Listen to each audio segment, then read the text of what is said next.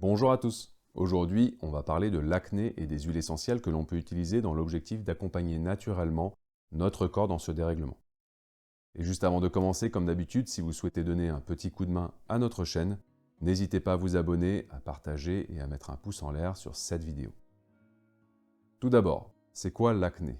En général, on sait tous à quoi ça ressemble, mais on n'en comprend pas toujours l'origine.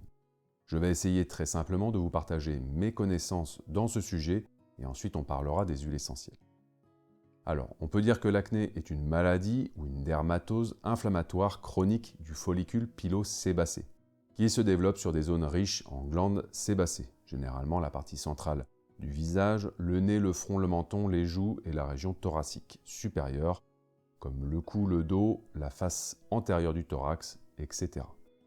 Essayons de détailler un tout petit peu. Lorsqu'une personne a de l'acné, on peut faire face à différents types de lésions. Les lésions rétentionnelles, on en a ici deux types, les comédons fermés et les comédons ouverts. Pour ce qui est des comédons fermés, que l'on appelle aussi microquistes, ce sont des petites papules de 2 à 3 mm, souvent plus palpables que visibles, qui peuvent s'enflammer.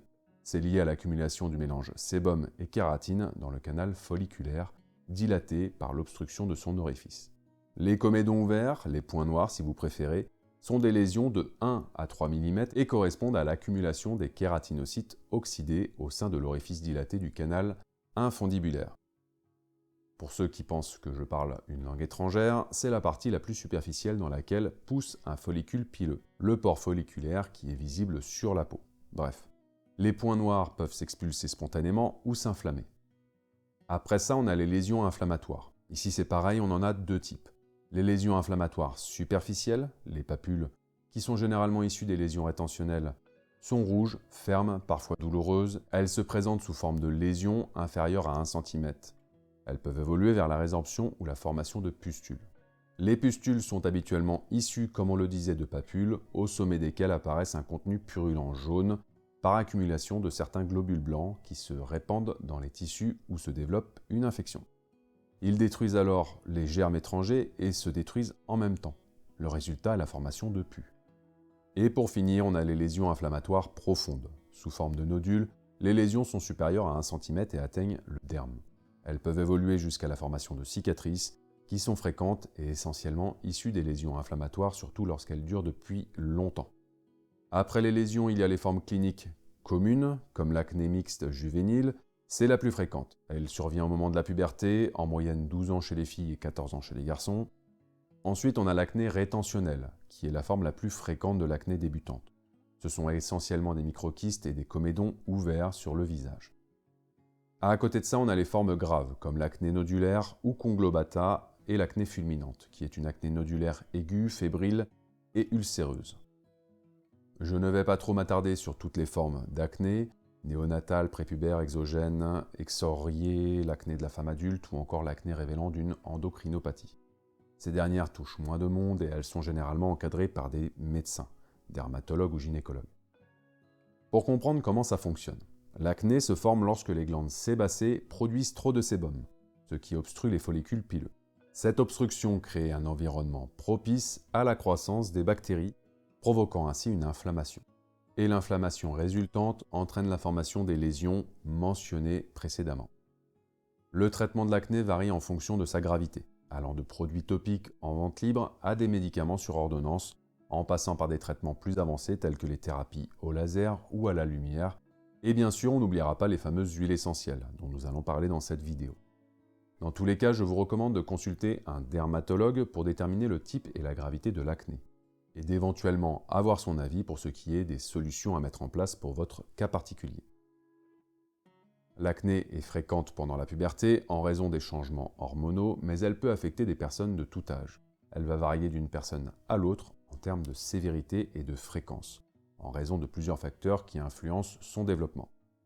Vous avez les facteurs génétiques, votre héritage génétique joue un rôle clé dans la prédisposition à l'acné.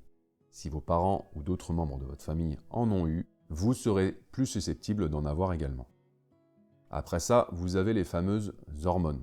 Les fluctuations hormonales ont un impact significatif sur l'acné. Les changements hormonaux, tels que ceux qui se produisent pendant la puberté, la grossesse le cycle menstruel ou en cas de déséquilibre hormonaux peuvent stimuler la production de sébum et de favoriser ainsi l'acné. Et les hormones majoritairement concernées dans ce processus sont les androgènes. Dans les facteurs, vous avez aussi le type de peau. Les personnes à peau grasse ont tendance à être plus sujettes à l'acné. Une peau grasse produit plus de sébum, ce qui peut obstruer les follicules pileux et favoriser l'apparition de boutons et de points noirs. On a aussi le fameux stress qui pourrait déclencher ou aggraver l'acné chez certaines personnes, car il peut augmenter la production d'hormones telles que le cortisol, qui peuvent stimuler la production de sébum. Je suis obligé de vous parler de l'alimentation, bien que son lien avec l'acné ne soit pas complètement compris. Il existe certaines études qui suggèrent que la consommation de certains aliments, en particulier des aliments riches en sucre raffiné, et d'autres, comme par exemple les produits laitiers, pourraient avoir un impact sur l'acné chez certaines personnes. L'hygiène et les soins de la peau pèsent aussi dans la balance. L'utilisation inappropriée de produits cosmétiques ou de soins de la peau ainsi que le manque d'hygiène peut obstruer les pores et contribuer à l'acné. Et pour finir, l'exposition à des facteurs environnementaux, je pense aussi à des polluants, à la chaleur, à l'humidité ou à la pollution de l'air, ces facteurs peuvent parfois aggraver l'acné. Pour ce qui est des gestes qui préviennent, je peux vous en donner 4 ou 5 très rapidement. Le nettoyage régulier de la peau, en vous lavant le visage 2 fois par jour avec un nettoyant doux, j'ai bien dit doux, vous allez aider à éliminer l'excès de sébum et les impuretés.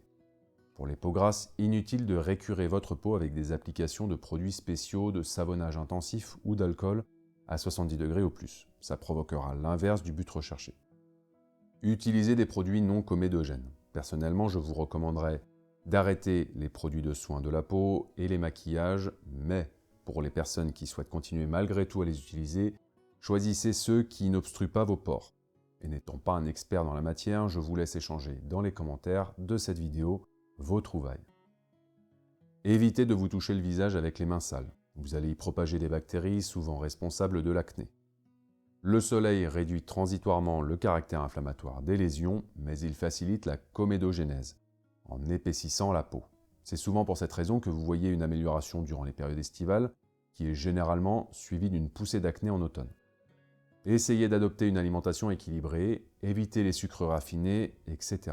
Une alimentation saine vous aidera sans aucun doute à prévenir les éruptions cutanées et pensez à bien vous hydrater.